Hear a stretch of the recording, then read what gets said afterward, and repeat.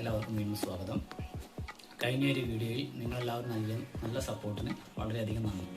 ഇനിയും എൻ്റെ കൂടെ തന്നെ ഉണ്ടാവുമെന്ന് പ്രതീക്ഷിക്കുന്നു. അപ്പോൾ ഇന്നത്തെ വിഷയം എന്താണെന്ന് വെച്ചാൽ, എന്താണ് ഡയാലിസിസ്, അല്ലെങ്കിൽ എന്തിനാണ് ഡയാലിസിസ്?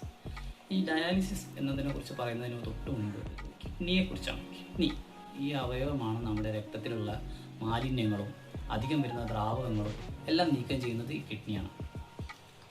അപ്പോൾ കിഡ്നിക്ക് തകരാറ് സംഭവിക്കുമ്പോൾ, അതായത് കിഡ്നിയുടെ പ്രവർത്തനത്തിൽ ഒരു 90% മുതൽ 100% വരെ പ്രവർത്തനം നിലയ്ക്കുന്ന ഒരു അവസ്ഥയിലാണ് നമ്മൾ ഡയാലിസിസ് ചെയ്യുന്നത്. നമ്മുടെ കേരളത്തിലെ ഇപ്പോഴത്തെ ഡയാലിസിൻ്റെ അവസ്ഥ എന്താണെന്ന് വെച്ചാൽ, കേരളത്തിൽ 2020 43,740 പേരാണ് ഡയാലിസിസ് ചെയ്തുകൊണ്ടിരുന്നത്. ഇപ്പോൾ 2025 ആകുമ്പോഴേക്ക് ഈ 5 വർഷത്തിനിടയിൽ വളരെയധികം ആളുകൾ ഡയാലിസിസ് ചെയ്യുന്ന അവസ്ഥയിലേക്ക് എത്തിയിട്ടുണ്ട്.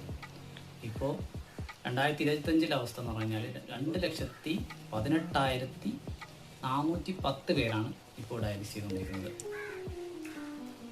അപ്പോൾ എന്താണ് ഈ ഡയാലിസിസ് എന്ന് പറയുന്നത്? ഞാൻ നേരത്തെ പറഞ്ഞ പോലെ തന്നെ കിഡ്നിയുടെ പ്രവർത്തനം ഒരു 90 മുതൽ 100% വരെ നിലയ്ക്കുന്ന ഒരവസ്ഥയിൽ, അതായത് നമ്മുടെ രക്തം പുറത്ത് വെച്ച് മെഷീനിൽ വെച്ച് ശുദ്ധീകരിക്കുന്ന ഒരു പ്രവർത്തനത്തെയാണ് ഡയാലിസിസ് എന്ന് പറയുന്നത്. ഈ ഡയാലിസിസ് തന്നെ 2 രീതിയുണ്ട്. ഒന്ന് പറഞ്ഞാൽ ഹീമോഡയാലിസിസ്.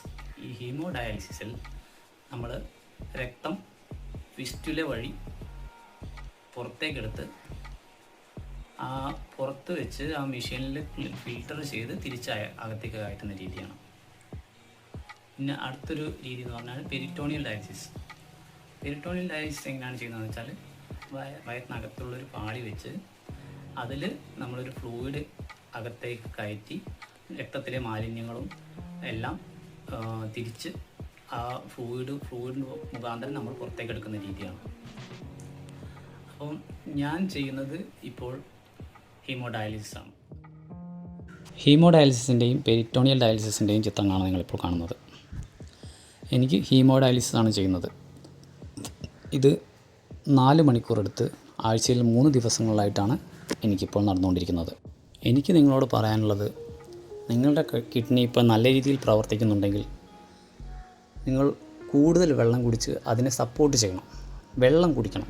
വേറെ കളർ വെള്ളങ്ങളോ അങ്ങനത്തെ നിറം കലർന്ന പാനീയങ്ങളോ ഒന്നും ഉപയോഗിക്കാതെ പച്ചവെള്ളം, ശുദ്ധമായ പച്ചവെള്ളം നന്നായി കുടിച്ച് കിഡ്നിയെ സപ്പോർട്ട് ചെയ്യുക.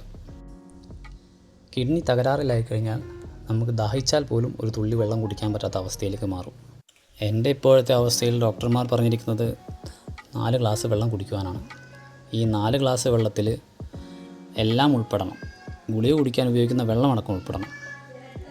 അപ്പോൾ നിങ്ങളെല്ലാവരും പരമാവധി വെള്ളം കുടിക്കുക. അപ്പോൾ ഈ ഡയാലിസിസ് എന്ന് പറയുന്നത് ജീവിതത്തിൻ്റെ അവസാനമൊന്നുമല്ല, അതൊരു പുതിയ രീതിയുടെ തുടക്കമാണ്. അപ്പോൾ ഇനിയുള്ള എനിക്കെങ്ങനെ ഈ രോഗം വന്നു, അല്ലെങ്കിൽ എന്തുകൊണ്ടൊക്കെ ഈ രോഗങ്ങൾ വരാം എന്നതിനെക്കുറിച്ചുള്ള വിശദമായ വീഡിയോ ആയിരിക്കും. അപ്പം എല്ലാവരും സബ്സ്ക്രൈബ് ചെയ്യുമെന്ന് വിചാരിക്കുന്നു. നന്ദി.